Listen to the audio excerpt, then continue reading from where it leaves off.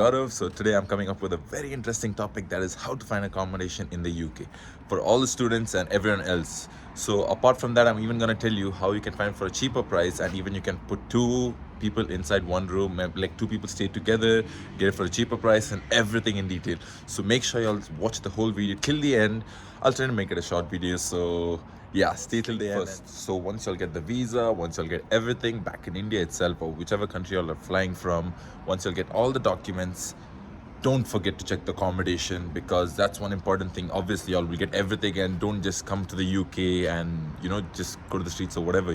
So get everything sorted at home itself, so it'll be easier. So I have some friends who are already coming in September, January, and some people commenting and who have texted me on Instagram seeing the videos saying that they're coming this time and they can't find an accommodation. So this video is for all of y'all, so make sure y'all subscribe and share to your friends who need this video to just see and get to know how and everything. So first things first, download a few apps which I'm gonna tell y'all, that is like Zoopla, Rightmove, Gumtree, Spare Room. I'll put these apps right over here if you can see them. And with these apps, what y'all can do is go through these apps, log in, put everything, put all your details in, and once y'all put up everything, you'll get searches which area, which city you're traveling to, which university you're going to. So put that city, you'll get postcodes and stuff. So look at your postcode of your university, find a nearby accommodation, check the prices. So if you find those a bit expensive and all that stuff in the initials, obviously then if you want to try a bit far from them, for example, my university is in B1, I stay in B1 itself. When I first joined, I stayed in B17, so that's basically a bit far from the city center. So I chose that because that was pretty cheap for me. Back then I used to pay £350, and right now I'm sharing with my friend, so I'm paying up to like literally around 250 to 300 pounds a month, that too right literally in the city center. These apps, the best thing is sitting back at home itself, wherever you're all, before traveling to the UK, you can put in all the details and everything, maybe go through the Google websites and check these. Even Amber students are also good, and also I could give y'all another name, which is Guide for UK. I'll put their Instagram up or right over here, so y'all can just check them out. So I came through them. So is one of my agencies recommended me the site and everything, so I contacted them. They helped me throughout, literally from picking me up to the airport from London Heathrow, dropping me to Birmingham, and then taking me around, showing me Birmingham, like stores and everything, and what to do, what not to do, and to be safe as well. That is very important. And also with all that, then they took me to my accommodation, got everything sorted with the landlord. So trust me, if y'all want to look something very safe, go to Guide for UK, drop them a message, drop them a text, tell them that you need this, and so. They're usually busy when it comes to September, January intakes and stuff, so try to contact them in advance. I'll try dropping the number as well in the description box, if that's okay. So make sure, if you're in a hurry or anything, just give them a call, they'll help you out. Coming to the interesting part, that is how much would an accommodation cost you.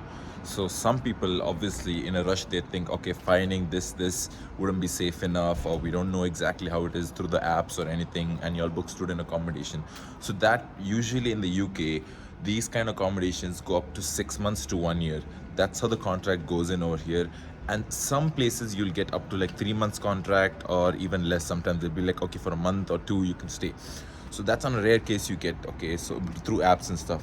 But usually it goes from 3 to 6 months or 6 to 1 year. You don't get more than a year. Even if you get, then you're lucky for more than a year, if you're staying at the same place, paying the same rent, because usually they keep increasing the rent. And don't forget about the deposit. You'll have to give a deposit every time you go into any house.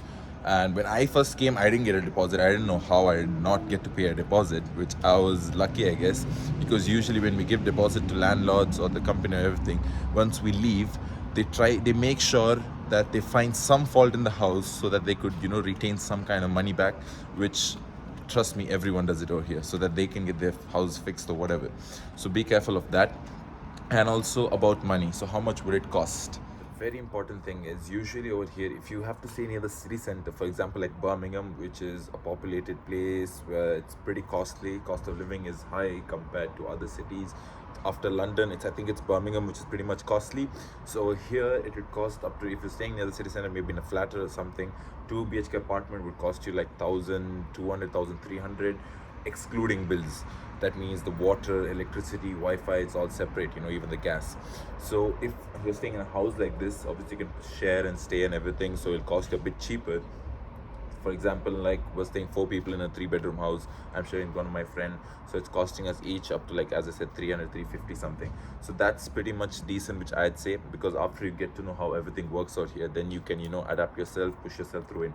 So if you're staying, for example, of my college is at B1, the postcode, okay, Birmingham, as in B1. If it's there and I'm staying, for example, B15, B16, B17, it's gonna cost me a bit less, bit cheaper, as in it would cost me, maybe I'm staying per room, it's gonna cost me 350 pounds per month.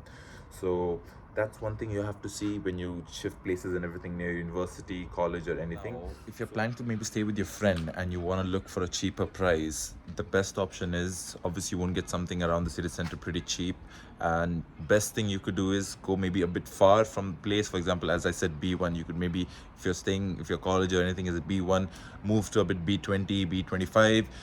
Trust me, you can get for 2 people in a room maybe up to 350 in Birmingham. I'm giving you my word, you can get up to 350 pounds per month, including bills. Because some landlords, so basically in the start, obviously when you're new, better make sure that things are clear with your landlord, so that you don't have any complications later on, no problems, because they could charge you if, for example, if you told the landlord you're only one person staying and there's eventually 2 people staying when the landlord visits. So that could be a problem in the initials, obviously. So what I'd say is, in the start, be honest with your landlord, tell this is the thing and we're looking for maybe 2 people, is it possible? Some landlords say okay to it, they don't mind, unless, you know, you all are good, keep everything neat and tidy, that's what they want. And if you're honest, that's also what they like. Whereas some landlords, even if you're honest, they don't like it, so they charge you, they look for making money, because obviously knowing that we're students, they know we are too, what do you say, I don't know how to put in words, but then when we're students, obviously they want to take advantage. That's how some landlords are, because I've faced that myself in my second or third house when I shifted in. You don't believe, this is my, I think, fourth or fifth house I've shifted after coming here, and it's been 1 year and 8 months I've been in the UK already. So yeah, this is how it was. So as I said, concluding with everything, so I've put up the apps in the description as well, and I've even showed you the apps where you could go to. So go check them out first thing, before you, after you get your visa, obviously the happiness and everything, keeping all that aside, before you travel to the UK, check out these, get to them, try contacting to landlords through via text or everything, through the apps and everything. And if not, even the guide for UK, I'll drop their Instagram ID as well, even the contact number, so you could reach out to them. And you can even mention my name, saying that Gaurav just sent it through, then, because I know the sir pretty well, so you can say Gaurav from Birmingham maybe sent his number through, he put it on a video and everything, and you know, he can help you out. He's very friendly. Because in my case, when I had come initially, I obviously didn't know anything, didn't know anyone, I didn't know whom to trust to, found it very difficult. But then he helped me out, he told me, as I said, what to do, what not to do, and it was pretty easy from there for me. And he also told me maybe stay in this place, which he gave me for like 350 pounds, that place. He told me stay here at least for the first few months, get to know things in the first 2-3 months, because it was a no contract, this thing, like I could leave anytime, but I had to give a notice period of 1 month before leaving. So I came there and he was totally okay with it. So it was pretty much decent for me regarding the house thing. But as of now, shifting. So y'all will get used to it. Those who are coming for masters, I don't think so, y'all will have a lot of shifting. But those coming for bachelors, trust me, you have one heck of a ride. The end of the video, so roughly I'd want to say is, if you're looking for a house which I'd say is affordable and budget friendly, is from 350 to 400, 420. Don't go for more, because unless you want to live lavishly, so which I did in between, and I kind of messed up, you know. So because I was part-time, so those working part-time, obviously all will earn monthly up to 800 to 850 pounds. So trust me, looking up somewhere, the housing up to like 350 to 420 is pretty much decent, because y'all can get along with the other expenses.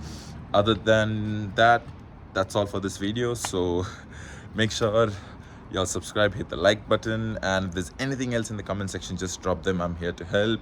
And or maybe on my Instagram. And stay tuned for my next video, and let me know what do you want me to put for my next video. Thank you.